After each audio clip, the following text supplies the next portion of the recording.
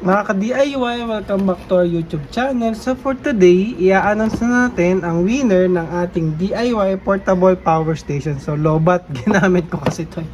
So i-announce na natin yung magiging winner nito. Maraming salamat po sa lahat ng mga nag-comment.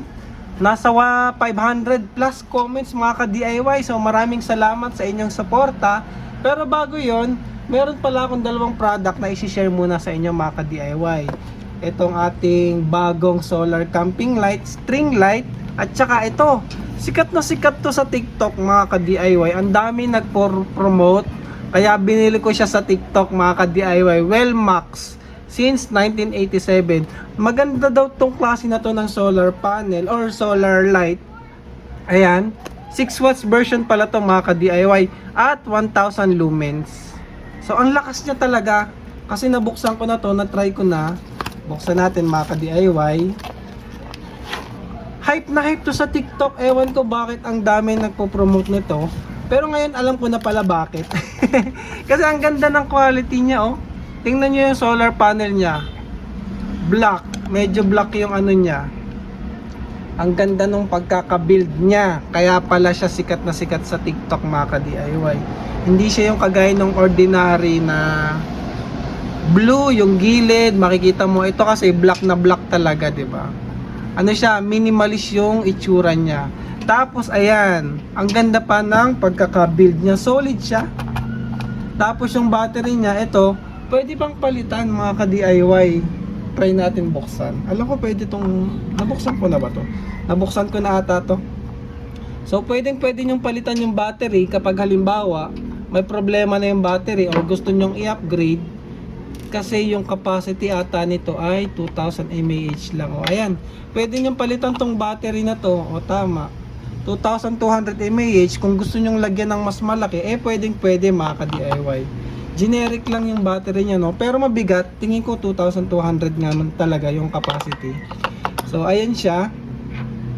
Maganda yung pagkaka-build sa kanya. Yun yung gusto ko sa kanya compared dun sa ibang solar panel or solar light na medyo putyo-putyo yung build. Alam niyo na yung tinutukoy ko, yung kulay white, yung may kulay white na background yung solar panel. So yun lang, na-hype lang kasi ako nito, nakita ko sa TikTok, ang daming nagbebenta. So pwede mo siyang i-long press nyo lang to mga ka-DIY. So mag-on na yan, o diba?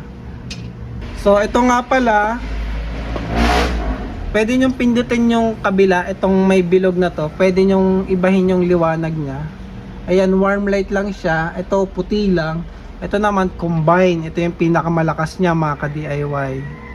So, ayan. Tapos, paano siya nag-ooperate? Meron po siya ditong sensor.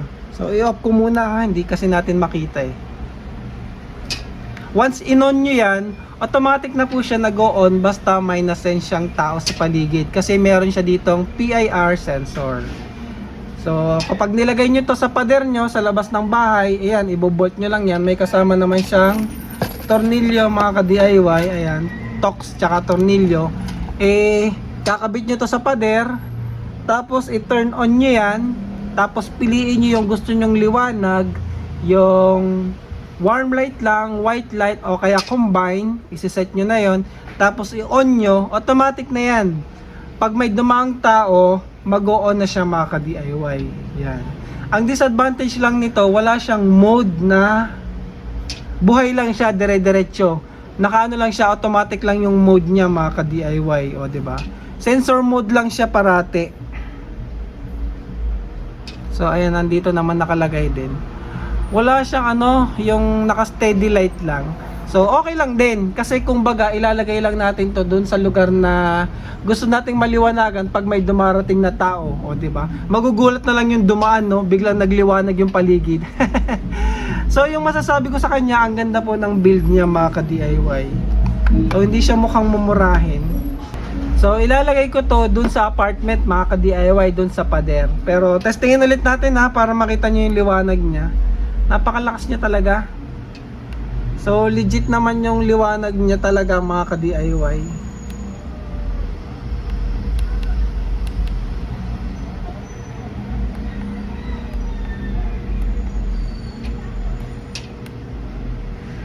So, ayan. Kung gusto nyo tong i-try at gusto nyo bumili, ilalagay ko na lang yung link nito sa baba ng screen. Legit na legit tong kay Wellmax na to. Maganda. Tingin ko tama naman yung hype. Kaya maraming nag-hype nito sa TikTok. Ang presyo nga pala nito mga ka-DIY ay 459. So 34 pieces na lang. Baka mamaya ma-sold out na naman pag na-post na tong video na to. So ayun. Ngayon tingnan natin yung isa pang solar. Ay, solar nga ba to? Oo, nabili ko lang din to. Ang dami kong binibili, no, na-hype kasi ako eh. Pero ito magagamit ko din to sa camping mga ka-DIY. Ang cute kasi nito. Solar din siya, o di ba? May solar panel. Pwede rin siyang USB charging type C. Tapos ito yung kanyang power. Magnetic din to mga ka-DIY. Pwede nyo rin tong i-magnet sa sasakyan. Dumidikit din to. Wala lang akong bakal eh. Ayun, magnetic yan mga ka-DIY. Magnetic siya, magnetic. Tapos pwede nyo rin siyang i-hook. Tapos ang maganda, slim, 'di ba? Slim profile din siya, compact. Tapos ito, i-on natin 'yan. Warm light siya, warm. Nakita nyo sa gilid yung ilaw. Oh, blinking. Meron din dito sa ilalim mga ka-DIY. Ayan oh, 'di ba? So bakit merong ilaw sa gilid? Kasi po, pwede yang buksan. Tapos hahatakin nyo to mga ka-DIY, oh, 'di ba? Yan yung kanyang string light. Para sa camping to mga ka-DIY, ilalagay natin sa tent para maliwanag, o 'di ba? Ilang meters ba to? 10 meters ata tong nabili ko mga ka-DIY. Tama, 10 meters. And then waterproof na yung pixie light na to mga ka-DIY, o 'di ba? Ang ganda nito gamitin sa camping. Solar charging na, tapos napaka liwanag pa niya. Ang cute. Tapos may ilaw pa dito sa ano, no? O, ayan. O, pwedeng may ilaw yung ilalim at saka yung pixie light. Pwedeng sabay mga ka-DIY. Pwede namang pixie light. Pwede naman yung ilalim lang. O, pwede ring patayin yung pixie light. So, ayun. Ang haba. O, ang haba niyan. 10 meters yan mga ka-DIY. O, diba? Astig. Nakita nyo. O, diba? Ngayon, ang dali pa nitong ibalik. Paano natin to ibabalik? Ilalabas nyo lang to mga ka-DIY. Meron siya ditong ano, lever, oh, 'di ba? Ikutin niyo lang 'yan ganyan, oh. 'Di ba? Ang astig. Ang dami talagang magagandang product na nabibili ngayon, no? Samantalang dati nung nagka-camping pa ako sa bundok, wala pang ganito mga ka-DIY, oh.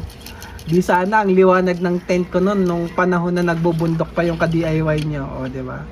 Oh, 'di ba? Ang bilis. 'Yun lang. Retract na natin mga ka-DIY, oh, 'di ba? Napaka-astig ng product na to.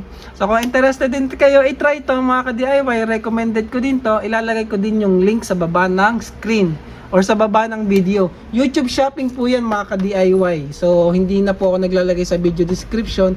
Sa YouTube mismo, sa screen, nagpa-pop up dyan o kaya sa baba ng screen. Click nyo lang yung more mga ka-DIY. Makikita nyo na po yung mga link. Rekta na po yan mapupunta sa Shopee. Ngayon dumako na tayo sa ating random comment picker para sa giveaway ng ating power station mga ka-DIY. So, ayan no, si Wellmax. Kunin natin yung video. Ayan, kopyahin natin yung link. So, i-paste natin. Gumamit ako ng ibang website ulit mga ka-DIY ha. Wala kasi yung isa eh. May problema. So, ayan, random comment picker na kagad tayo kasi 9 minutes na.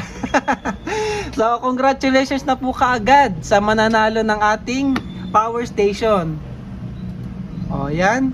Ayan, tingnan natin. O, yan, 513 comments. Picking a random comment for us. Tingnan natin sinong mananalo, mga ka-DIY. Medyo matagal to, ah. So, Tube Pilot yung website na to, mga ka-DIY. Ayun, no? Congratulations! At Sanaris de la Cruz 1520. Congratulations po sir, nanalo ka ng DIY power station. Parang nanalo na to dati si sir.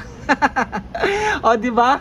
Comment lang kayo ng comment talaga mga ka-DIY, oh. Hindi natin alam, pwedeng kayo yung mananalo kagaya niya. Parang nanalo na to dati, hindi ko lang matandaan ano na panulunan nito ni sir.